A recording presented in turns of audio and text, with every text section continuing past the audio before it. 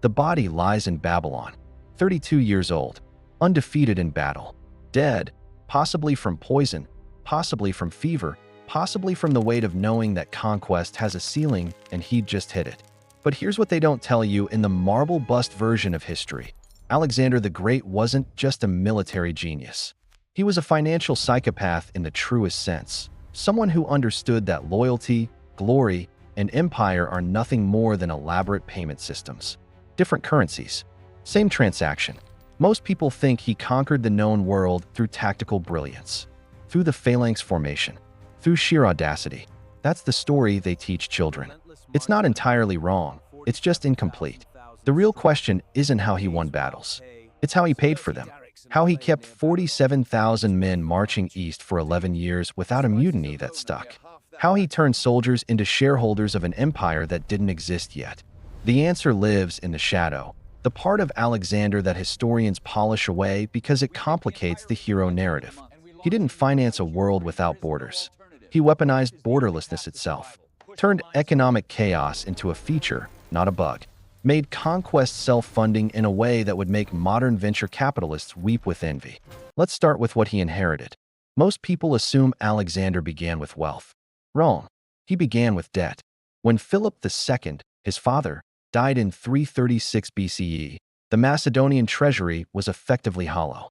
Philip had spent decades modernizing the army, bribing Greek city-states, and funding the groundwork for the Persian invasion. The kingdom owed roughly 500 talents. In today's money, somewhere north of $20 million. Not catastrophic, but enough to make any 20-year-old inheriting a throne sweat.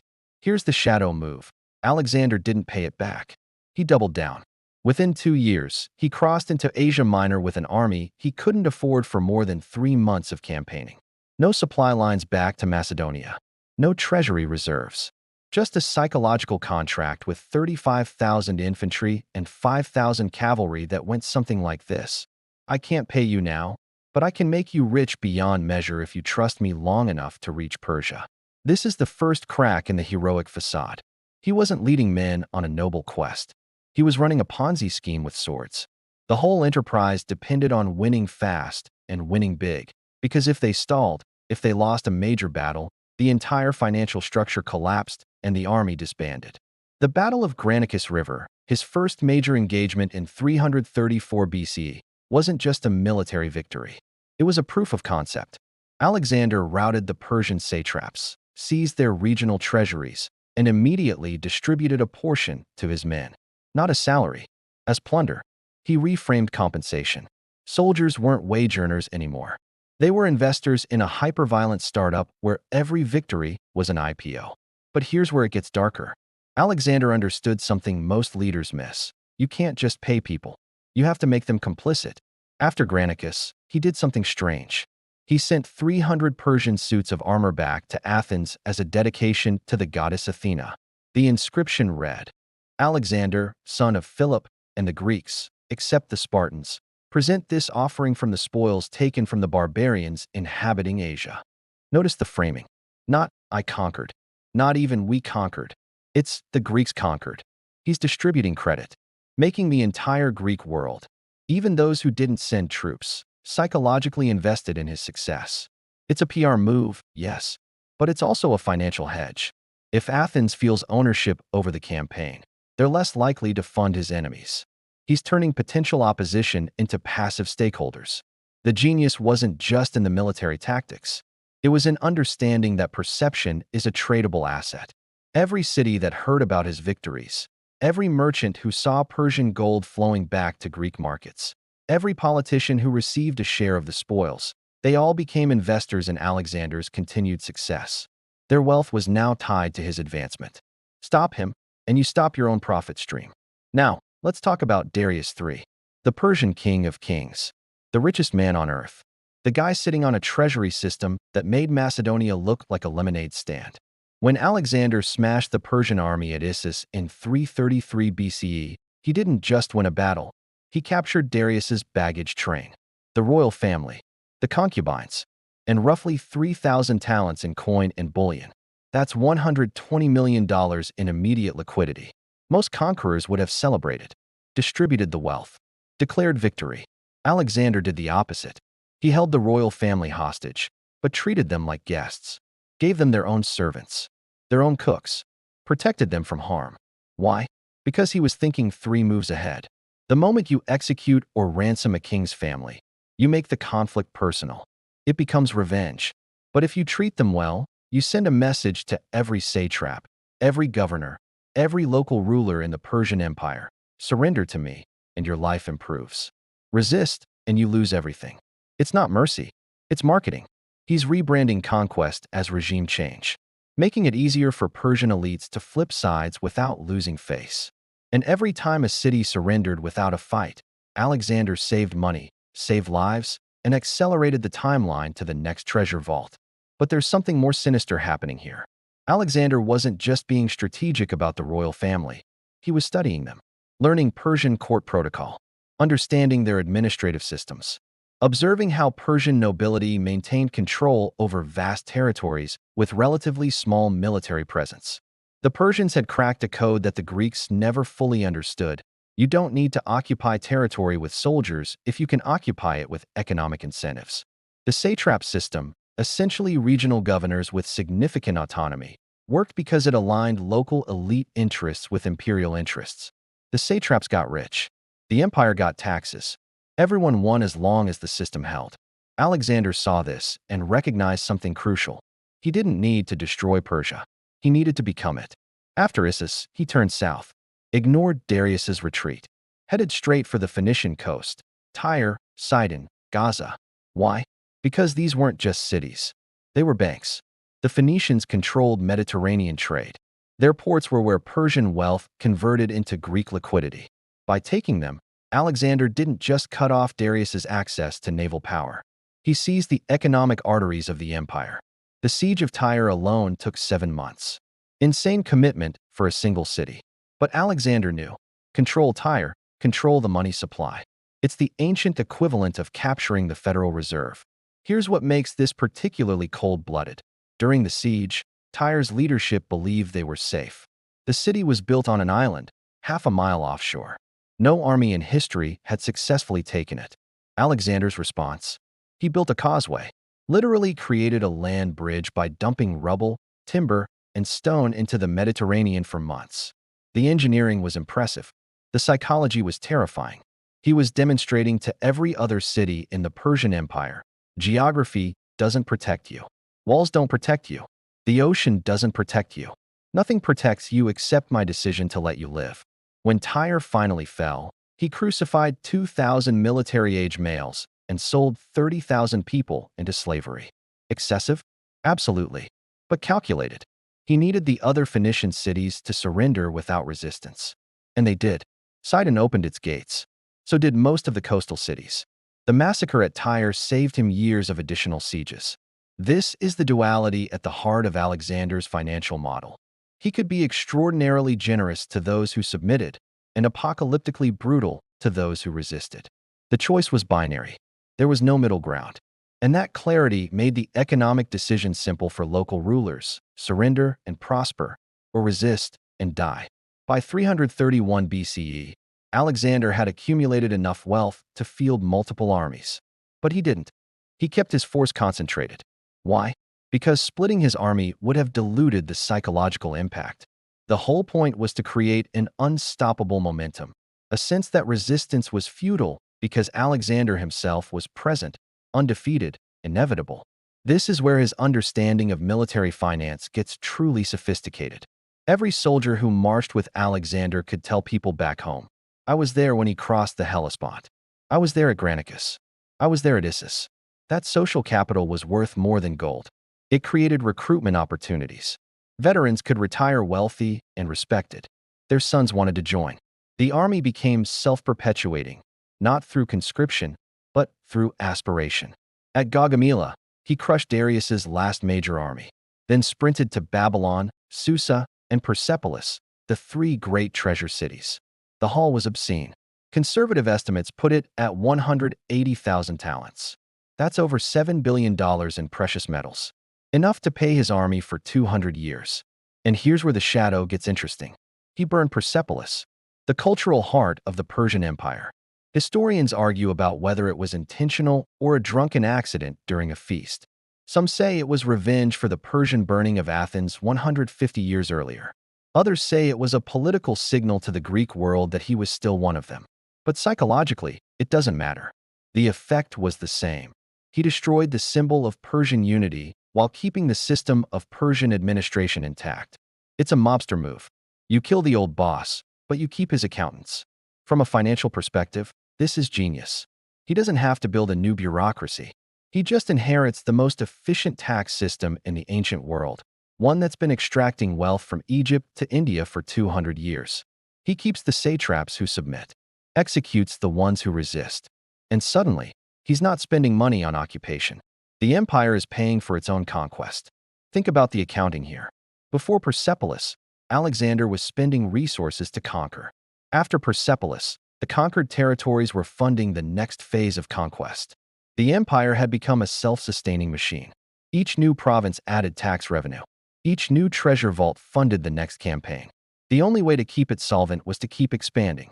This is the trap most people miss. Alexander didn't choose to keep marching east because of ambition alone. He chose it because stopping meant dealing with the economic reality that he'd built an empire with the structural integrity of a pyramid scheme. The moment expansion stopped, the value proposition for his soldiers changed. They were no longer getting richer every year. They were just garrison troops in foreign lands, far from home. But wealth creates a new problem: inflation of expectation. His Macedonian veterans, the ones who crossed into Asia with him in 334 BCE, start getting resentful by 327 BCE. They've been marching for 7 years. They're rich, yes, but they're also exhausted. They've buried friends in a dozen different countries. They want to go home. Meanwhile, Alexander keeps integrating Persians into the command structure, training them in Macedonian tactics, treating them as equals. This isn't idealism. It's economics. He's diluting the Macedonian monopoly on power. If only Macedonians can hold command, then Macedonians have leverage. They can demand higher pay, threaten mutiny, hold the empire hostage. But if Persians can also lead, suddenly no single ethnic group controls the system. Everyone becomes replaceable. It's union busting on a civilizational scale. The veterans don't see it this way. They see betrayal. They see some Macedonian farm boy who's been in the army for 6 months getting promoted alongside a Persian nobleman. They see Alexander wearing Persian dress, marrying Persian princesses, adopting Persian customs. They start to wonder, are we conquering Persia, or is Persia conquering us? At the Hyphasis River in 326 BCE, they finally break. Alexander wants to cross into India proper, push toward the Ganges, maybe reach the edge of the world. His men refuse. For the first time in his career, Alexander faces a mutiny he can't intimidate away. He tries everything: threats, promises, appeals to glory. Nothing works. Finally, he retreats to his tent for 3 days, a calculated sulk designed to make the army feel guilty. When he emerges, he announces they'll turn back. But the message is clear: you've disappointed me. This is sophisticated emotional manipulation. He doesn't punish them directly. He just withdraws approval, makes them feel like they've failed him. And for men who've built their entire identity around following Alexander to the ends of the earth, that withdrawal of validation is worse than any physical punishment. The return journey is brutal. He takes a different route, through the Gadrosian Desert. Historians debate whether this was necessary or punitive. But the effect was clear: thousands died of thirst and heat. The army that had conquered the world was nearly destroyed by sand and sun. Some see this as Alexander's greatest mistake. Others see it as deliberate, a way to reassert control through shared suffering, to remind the veterans that without his leadership, they're nothing. When they finally reach Susa in 324 BCE, Alexander stages a mass wedding. He marries a Persian princess. He encourages, really orders, his officers to marry Persian noblewomen. 10,000 Macedonian soldiers are wed to Asian women in a single ceremony. Again, this looks like cultural integration. It's actually financial consolidation.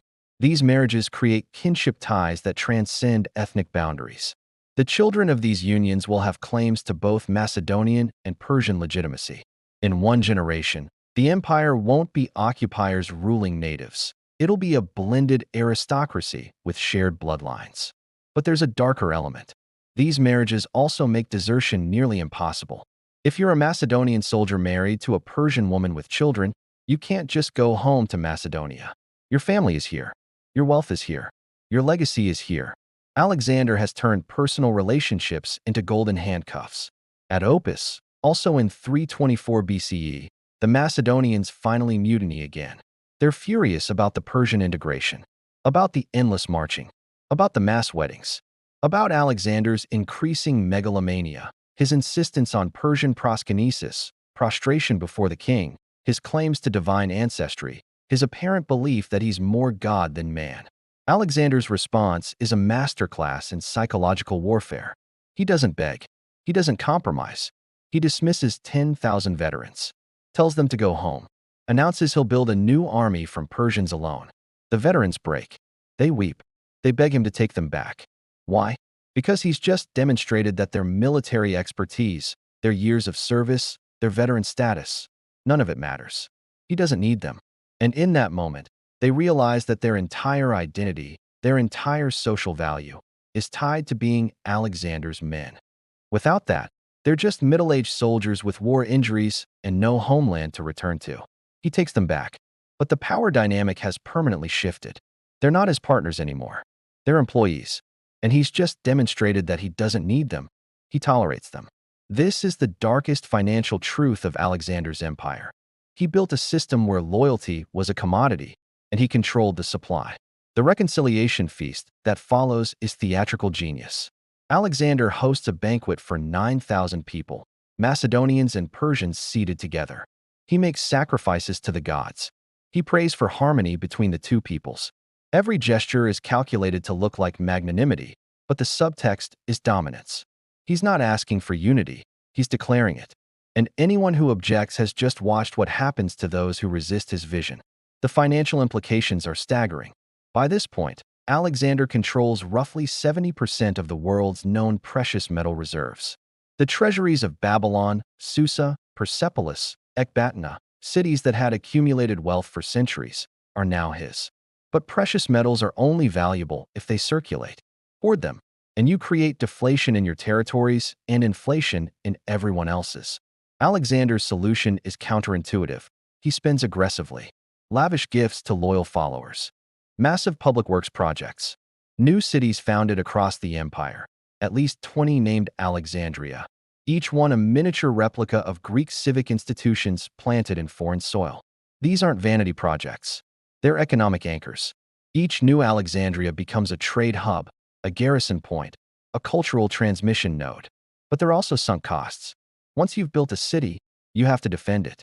Once you've populated it with Greek settlers, you have to keep them supplied. Once you've integrated it into the empire's trade networks, you can't abandon it without collapsing the entire system. Alexander is essentially franchising himself, creating so many points of investment that retreat becomes economically impossible.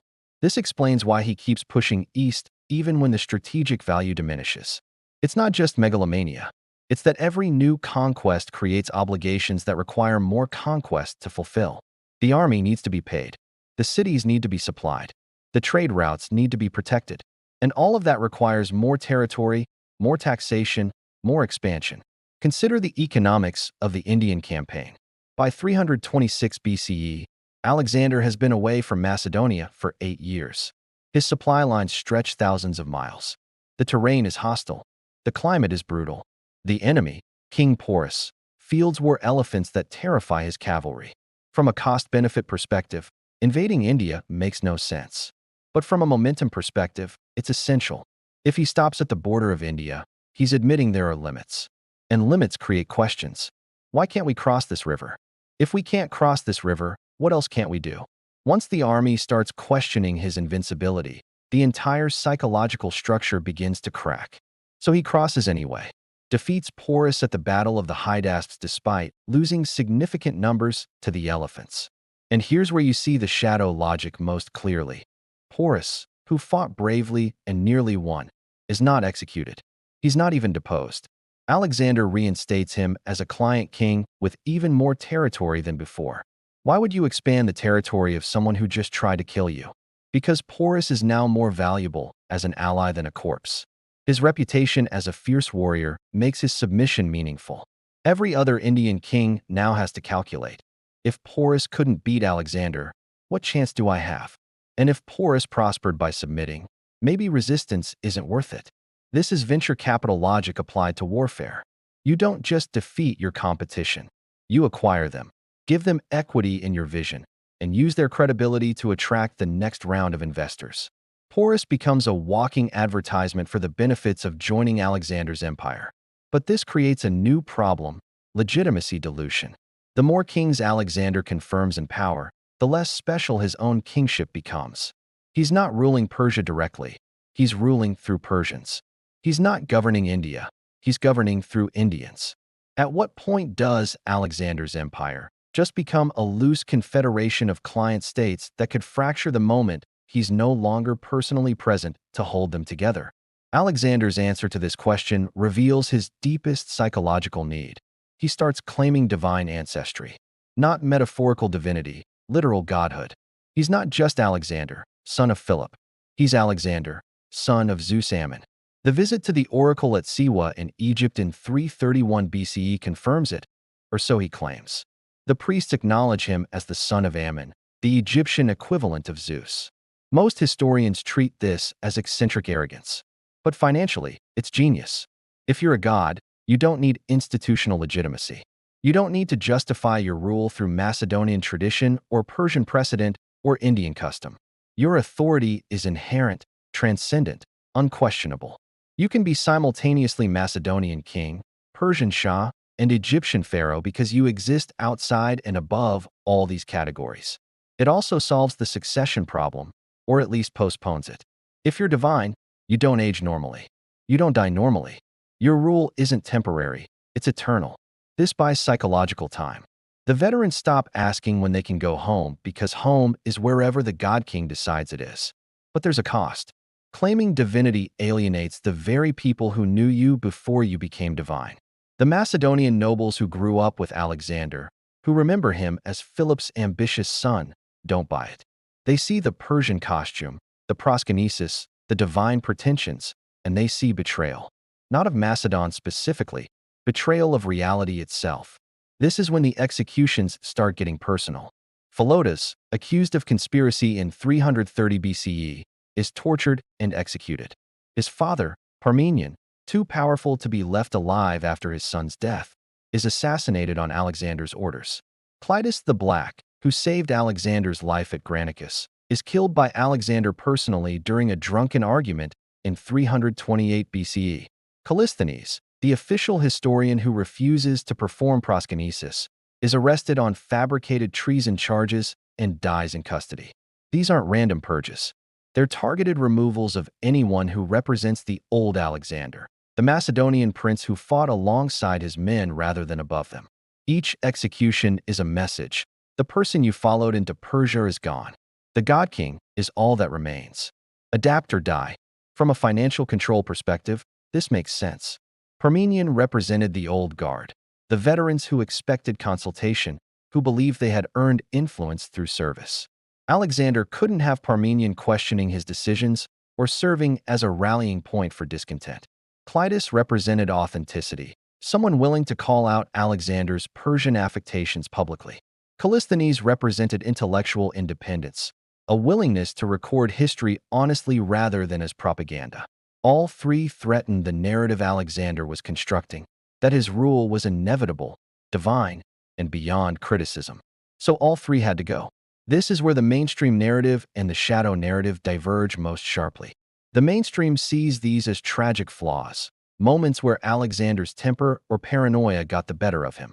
The shadow narrative sees them as calculated eliminations of threats to his power consolidation. Both can be true simultaneously. Alexander could genuinely feel threatened and also consciously choose to eliminate those threats. The question isn't whether he was paranoid, it's whether his paranoia was justified. And given that his entire empire rested on personal charisma and the belief in his invincibility, anyone who challenged that belief was genuinely dangerous. Let's talk about the cities. Between 334 and 323 BCE, Alexander founded at least 70 cities. Most were named Alexandria. Some were little more than military outposts. Others, like Alexandria in Egypt, became major cultural and economic centers that survived for centuries. The standard interpretation is that Alexander was spreading Greek civilization, bringing culture to the barbarians. The shadow interpretation is that he was creating a distributed network of economic extraction and cultural control that made traditional borders irrelevant. Each Alexandria served multiple functions. Militarily, they were garrison points that could quickly deploy forces to suppress local uprisings. Economically, they were trade hubs that connected Greek merchants with Asian markets. Culturally, they were assimilation engines where local elites learned Greek, adopted Greek customs, and integrated into the Hellenistic world. But most importantly, they were sunk costs. Each city represented investment in construction, in settlers, in ongoing supply. Once you've founded 20 Alexandrias, you can't abandon them without admitting that the entire project was a waste. You have to defend them. And defending them requires maintaining the military infrastructure that conquered them in the first place. This is the genius of Alexander's city founding program. It makes retreat economically impossible. Every city is a bet on the future that can only pay off if the empire continues to exist. The settlers, the merchants, the administrators, they all have vested interests in Alexander's continued success. They become automatic supporters not because they love him, but because their livelihoods depend on him. The flip side is that it creates permanent obligations. Unlike Philip II, who could retreat from a failed campaign with minimal cost, Alexander has tied his empire to fixed infrastructure. You can move an army. You can't move a city.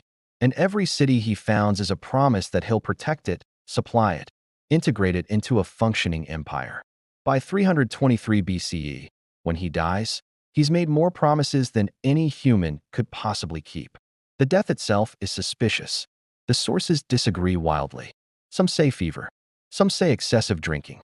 Some say poison administered by conspirators who knew the empire was becoming unsustainable. One account has him drinking a full bowl of unmixed wine at a feast, 12 pints of nearly pure alcohol, and collapsing immediately. What's interesting is that regardless of the cause, Alexander lingers for 12 days.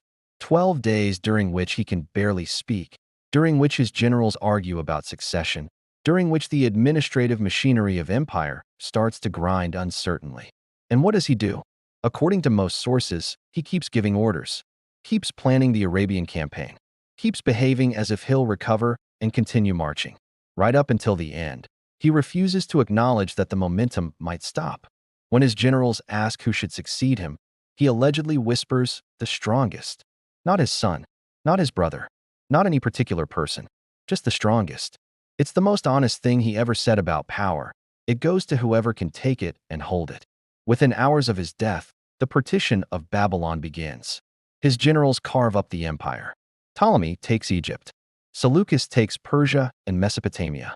Antigonus takes Anatolia. Lysimachus takes Thrace. Cassander eventually takes Macedon itself. And they immediately start fighting each other. Not over ideology, not over who loved Alexander more, over territory, wealth, and power. Because that's all the empire ever was, a distribution system for resources held together by one man's ability to convince everyone that following him was more profitable than opposing him. The Diadochi Wars last 40 years. Multiple generations of Alexander's generals and their sons killing each other over the pieces. By the time the dust settles, there's no unified empire. Just 3 major Hellenistic kingdoms and a bunch of smaller states, all claiming to be Alexander's true successors, none of them actually resembling what he built. Because what he built was never meant to survive him. It was a machine optimized for expansion under personal charismatic leadership. Remove that leadership and the machine doesn't keep running. It tears itself apart as each component tries to optimize for its own survival. Let's examine the mechanics more carefully. By 323 BCE, when Alexander returns to Babylon, he's planning new campaigns. Arabia, Carthage, maybe even India again. He's organizing a navy, building harbors, surveying routes. The man physically cannot stop conquering. Why? The surface answer is ambition. The shadow answer is economic necessity. The empire he's built requires constant expansion because the loyalty of his army, the stability of his territorial holdings, the legitimacy of his rule, All of it is predicated on forward momentum. Stop moving, and the contradictions become visible. How do you justify ruling Persia as a Macedonian king? How do you maintain army morale when there's no more plunder? How do you prevent the satraps from realizing they don't actually need you if the conquering is done? Alexander's solution was elegant in its simplicity. Never let the conquering be done. This is what makes his death so structurally catastrophic. He dies in Babylon in June 323 BCE, 32 years old. The sources disagree on the cause: fever, poison, alcoholism, or some combination. But the result is immediate chaos. Within hours, his generals are arguing over succession. Within days, they're dividing the empire. Within years, they're at war with each other. The Diadochi, the successor generals, spend the next 40 years carving up Alexander's conquests and killing each other for the pieces. Why didn't the empire hold? Because Alexander never built sustainability into the model. The entire system was personal. He was the payment system. He was the legitimacy. He was the forward momentum. Without him, there's no shared mythology holding it together. His infant son, Alexander IV, is nominally king, but he's murdered before he's 13. His mentally disabled half-brother, Philip III, is also killed. The Argead dynasty, the royal family of Macedon that had ruled for centuries, is exterminated within a generation of Alexander's death. The wealth doesn't disappear. The administrative systems remain, but the unity evaporates. By 281 BCE, there are three major Hellenistic kingdoms: Ptolemaic Egypt, Seleucid Persia, and Antigonid Macedon. They'll spend the next 2 centuries fighting, allying, and backstabbing each other until Rome absorbs them one by one. Here's the forensic question: was Alexander a genius or a sociopath? The mainstream narrative says genius. Undefeated in battle. Spread Greek culture to the edges of the known world. Created a cosmopolitan empire that blended East and West. Inspired generations of conquerors and leaders. The shadow narrative says sociopath. Built an empire predicated on continuous warfare. Massacred entire cities to terrorize others into submission. Manipulated loyalty through psychological dependency. Created an economic system that required constant expansion to avoid collapse. Died young because the human body and mind can't sustain that level of intensity indefinitely. Both narratives are true. That's what makes him fascinating. Consider his relationship with Hephaestion, his closest companion, possibly his lover. When Hephaestion died in 324 BCE, Alexander went into a grief so profound it bordered on madness. He executed the doctor who'd been treating Hephaestion. He ordered a funeral pyre that cost 10,000 talents, more than many military campaigns. He cut his hair in mourning, a Persian custom. He declared Hephaestion a divine hero. This is the same man who crucified 2,000 people at Tyre, who burned Persepolis, who executed his own general, Philotas, on questionable evidence of treason, then killed Philotas's father, Parmenion, one of Philip II's most loyal commanders, to prevent retaliation. The duality is the point. Alexander could love deeply and kill casually. He could be generous and ruthless, visionary and myopic. These aren't contradictions. They're the necessary traits for building an empire through sheer force of will. Let's talk about what he actually created, financially speaking. Before Alexander, the world economy was regional. Greek city-states traded with each other. The Persian Empire had its internal trade networks. India, China, Egypt, each had separate economic spheres with minimal interaction. After Alexander, you had a Hellenistic world economy. Greek became the common language of trade from Spain to Afghanistan. Persian administrative techniques merged with Greek civic institutions. Indian philosophy reached Greek intellectuals. Egyptian grain fed Greek cities. The Silk Road began to take shape. He didn't intend to create globalization, but by conquering everything between Greece and India, he created the infrastructure for it. Standardized currency helped. Alexander minted coins with his face on them across the empire, creating a common medium of exchange. Unified legal systems made contracts enforceable across borders. Greek colonies in Central Asia became trading posts. The economic impact lasted centuries. When Rome rose, they inherited a world that Alexander had already connected. The monetary systems, the trade routes, the cultural exchanges, Rome didn't create those. They scaled them. But here's the shadow element. Alexander also created the template for imperial extraction, the model where a central power conquers diverse territories, maintains control through local collaborators, extracts wealth through taxation, and uses that wealth to fund further expansion. Rome used it. The Mongols used it. The British used it. Every empire since has been playing variations on Alexander's financial innovation. And the innovation was simple: make conquest pay for itself. Don't fund expansion from the homeland. Fund it from the conquered territories. Turn soldiers into shareholders. Turn local elites into middle managers. Turn cultural integration into a control mechanism. This is why studying Alexander isn't just ancient history. It's a blueprint for how power scales, how loyalty is manufactured, how economic systems expand until they collapse under their own contradictions. Let's return to where we started, the body in Babylon. Ptolemy, one of Alexander's generals, eventually steals the corpse while it's being transported back to Macedon. Takes it to Egypt. Displays it in Alexandria, the city Alexander founded. Why? Because possessing Alexander's body confers legitimacy. It's a physical claim to his legacy. The body itself becomes a commodity, a political asset. Centuries later, Roman emperors will visit the tomb. Julius Caesar allegedly wept in front of it, lamenting that at the same age, Alexander had conquered the world while Caesar had accomplished nothing. The corpse becomes more valuable dead than alive. Because dead, Alexander can be whatever people need him to be. A symbol of Greek superiority, a warning about hubris, a model of military genius, a cautionary tale about the cost of ambition. Alive, he was a problem, a hurricane of a human being who couldn't stop moving because stopping meant confronting the unsustainability of what he'd built.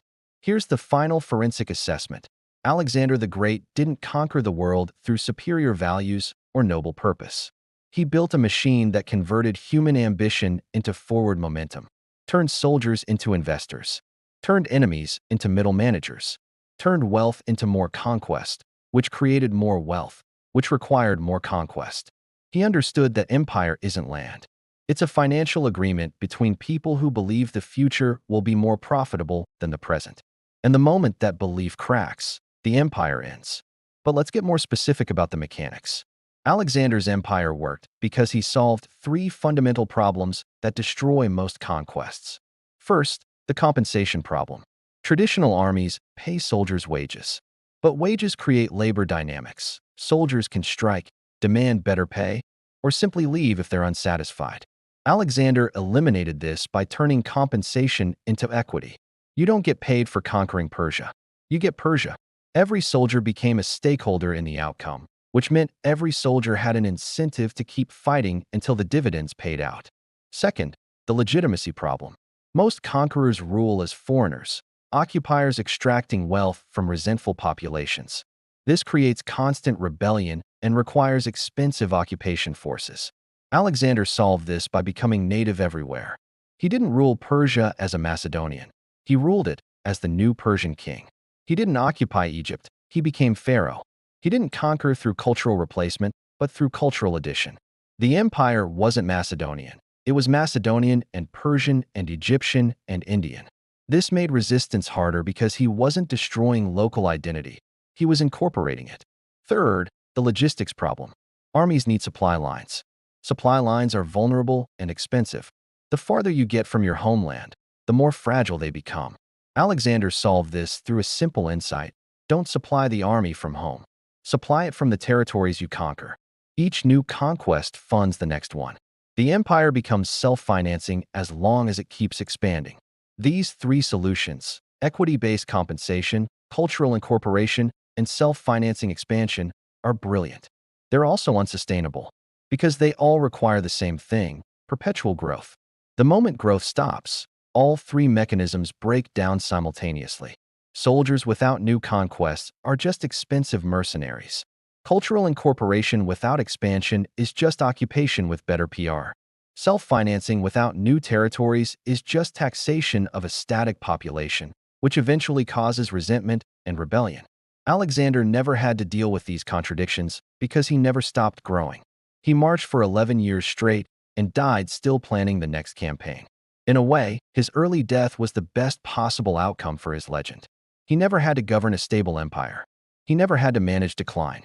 He never had to watch the mechanisms he created start failing because they weren't designed for equilibrium. They were designed for momentum. This is what makes studying Alexander so relevant to modern contexts. The fundamental economic patterns haven't changed. We still see leaders who confuse motion with progress, organizations that optimize for growth without considering sustainability, financial systems that require constant expansion to avoid collapse. The 2008 financial crisis happened because banks created self-financing expansion mechanisms, mortgage-backed securities that funded more mortgages that created more securities, without realizing that the whole system depended on housing prices perpetually increasing. When growth stopped, the machine didn't stabilize. It exploded. The tech startup ecosystem works on Alexandrian principles. You don't need profits, you need growth. You don't pay employees primarily with salaries. You pay them with equity in a future that's worth more than the present. You don't worry about sustainability because the exit strategy, IPO or acquisition, is supposed to happen before sustainability becomes necessary. And if growth stops before the exit, the company collapses, investors lose money, and everyone moves on to the next Alexander. Alexander's empire was history's first unicorn startup. Massive valuation based on growth metrics. Charismatic founder who could raise unlimited capital, in his case, military support instead of venture funding. Aggressive expansion into new markets. Absolutely no plan for what happens if growth plateaus. The Diadochi were like early shareholders fighting over equity after the founder dies without a succession plan. They all wanted to preserve the company, but they all had different visions of what it should become. So they split it up, took their divisions public separately, and spent the next 40 years in hostile takeover attempts against each other. By the time Rome showed up, the Hellenistic kingdoms were mature companies that had forgotten how to grow. They were wealthy, yes. Sophisticated, yes. But they'd lost the missionary zeal that made Alexander's conquests possible. They fought to preserve what they had rather than expand into new territories. And that defensive posture made them vulnerable to a younger, hungrier empire that was still in its growth phase. Rome learned from Alexander's mistakes. They built sustainability into the model. Citizenship as a reward for service. Clear laws that applied across the empire. Institutional legitimacy that didn't depend on a single charismatic leader. The Roman Empire lasted 500 years in the West and 1,500 in the East because they solved the problems Alexander never had to face. But even Rome eventually fell to the same trap. When expansion stopped, the self-financing mechanism broke, compensation became a burden rather than an investment, and the empire fragmented. The pattern repeats because the underlying economics are the same. Expansion is profitable. Equilibrium is expensive. Most leaders choose expansion not because they're visionaries, but because it's easier than figuring out how to make a static system sustainable. Alexander chose expansion because equilibrium would have forced him to confront uncomfortable truths. That most of his soldiers would rather be home with their families than in Babylon. That the Persians didn't love him. They just calculated that submission was less costly than resistance. That the cities he founded would eventually want independence. That empires don't last, loyalty isn't permanent, and glory fades. He never confronted those truths because he never stopped moving long enough for them to catch up. And when his body finally stopped in Babylon, the truths caught up all at once. The mainstream narrative wants him to be a hero. The shadow narrative shows he was an architect of self-perpetuating violence. Both are reductive. The truth is he was a 20-year-old who inherited an impossible situation and decided the only way out was through, literally, through Persia, through India, through every border until there were no borders left. He didn't create a world without borders. He created a world where borders were temporarily irrelevant because he moved too fast for them to matter. The moment he stopped moving, the moment his body lay still in Babylon, the borders reasserted themselves. The empire fragmented. The world went back to being regional. But something had changed. People had seen what was possible. They'd seen a Macedonian become a Persian king. They'd seen a Greek army reach India. They'd seen an economy stretch from Egypt to Central Asia. They'd seen that cultural identity was negotiable, that loyalty was purchasable, that the world was smaller and more connected than anyone thought. Alexander didn't leave a stable empire. He left a proof of concept. And every conqueror since has been trying to replicate the model with better sustainability built in. Some succeeded for a while.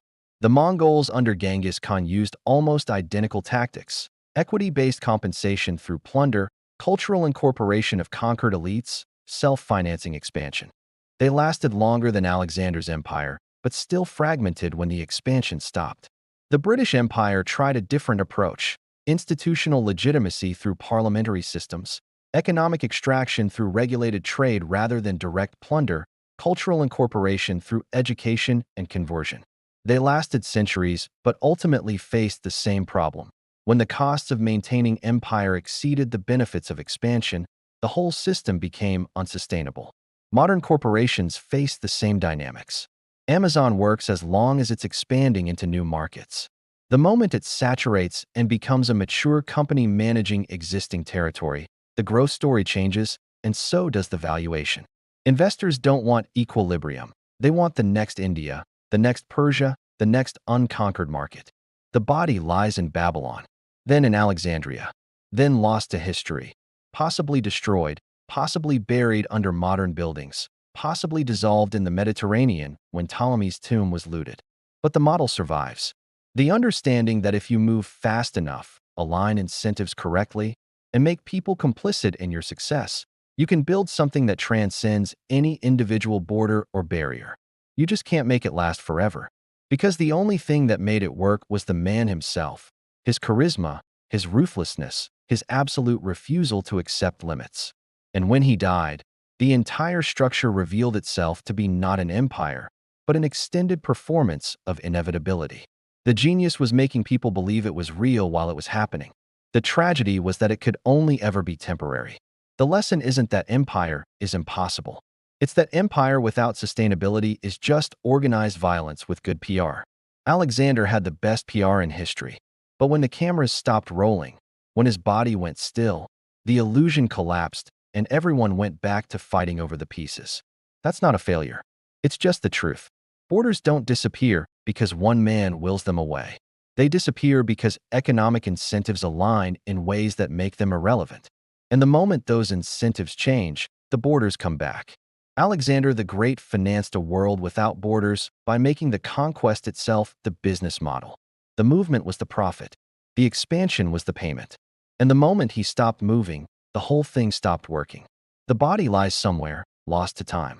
But the financial logic he pioneered, the weaponization of momentum, the commodification of loyalty, the understanding that empire is just a form of capital allocation, that's still here. We've just rebranded it. Venture capital instead of plunder. Market share instead of territorial conquest. Disruption instead of invasion. But the math is identical. Move fast. Make believers into stakeholders. Turn opposition into obsolescence. And never, ever stop expanding. Because the moment you do, everyone realizes the whole thing was just a very convincing story about why they should keep marching east. Alexander understood that, and he marched until his body gave out. Because stopping would have meant admitting that empires are temporary, that glory fades, that even the greatest conquests are just footnotes waiting to be written. He never admitted that. He died believing he was divine. And maybe that's the real genius. Not building an empire, but believing so completely in his own inevitability that 47,000 men followed him into the desert just to see if he was right. He wasn't. But for 11 years, it didn't matter. The belief was the product. The momentum was the currency. And the empire existed because everyone agreed to pretend it would last forever, until it didn't. The final question isn't whether Alexander was great. It's whether greatness is even the right metric. He conquered more territory than anyone in history up to that point. He spread Greek culture to the edges of the known world. He created economic connections that lasted centuries.